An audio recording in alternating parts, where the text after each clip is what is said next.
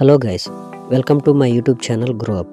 ఈ వీడియోని మీరు ఫస్ట్ టైం చూస్తున్నట్టయితే వెంటనే సేవ్ చేసుకోండి. ఒకవేళ ఈ వీడియో మిస్ అయితే మీకు మళ్ళీ దొరుకుతుందో లేదో.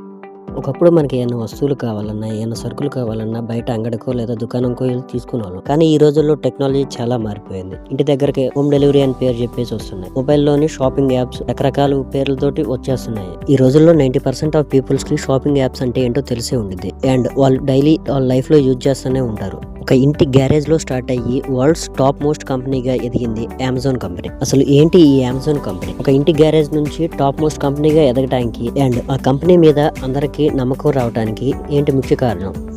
అసలు the founder and CEO of Amazon company mister Jeff Bezos sir. Jeff Bezos గారు 1994 కు ముందు ఒక సాఫ్ట్వేర్ కంపెనీలో వెబ్ డెవలపర్ గా పనిచేసేవారు. ఆయనకు ఆ జాబ్ నచ్చక ఆ జాబ్ నుంచి క్విట్ అయ్యి ఒక బిజినెస్ ని స్టార్ట్ చేద్దాం అనుకున్నారు. జాబ్ వదిలేసి వచ్చాక వాళ్ళ ఇంటి గ్యారేజ్ లో అమెజాన్ అనే ఒక .com ని క్రియేట్ చేశాడు. అందులో ఆన్లైన్ షాపింగ్ పేరుతోటి పుస్తకాలు అమ్మటం మొదలు పెట్టాడు. ఫస్ట్ లో అదంత బాగా సక్సెస్ అవ్వలేదు. ఫైనాన్షియల్ గా కూడా చాలా ఇబ్బంది పడ్డాడు. ఒక వస్తువుని చూడకుండా పరిశీలించకుండా అసలు ఎవరైనా కొంటారని ఇరుగు పొరుగు వాళ్ళంతా అతన్ని వెక్కిరించేవాళ్ళు, నవ్వేవాళ్ళు కూడా. కానీ జెఫ్ బెజోస్ గారు అవేమీ పట్టించుకోకుండా వాళ్ళ ఫ్యామిలీ సపోర్ట్ తోటి కొంచెం మనీని అరువుగా అడుక్కొని ఆ కంపెనీని ఇంకా డెవలప్ చేయాలని చూశాడు.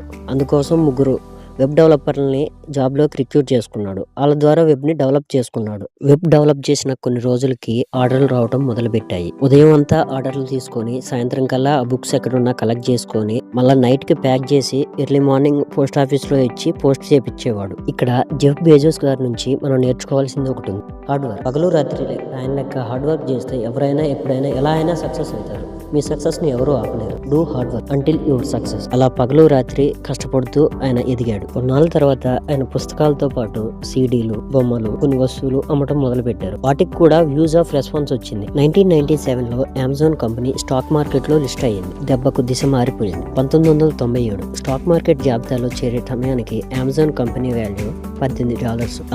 అలా పెరుగుతూ అవి 2001కి వచ్చేసరికి $107 అయింది. 2001 .com బబుల్ వల్ల కంపెనీలో పెట్టిన షేర్స్ మొత్తం షేర్ హోల్డర్స్ వెనక్కి తీసుకున్నారు.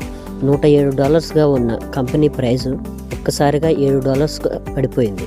ఆ టైంలో జెఫ్ బెజోస్ గారు ఇలా అనుకున్నారనమాట: don't lose your hope in any situation. Next ఏం జరిగిందో తెలుసుకోవాలంటే వెంటనే మన ఛానల్ సబ్స్క్రైబ్ చేయండి. Coming soon with next video.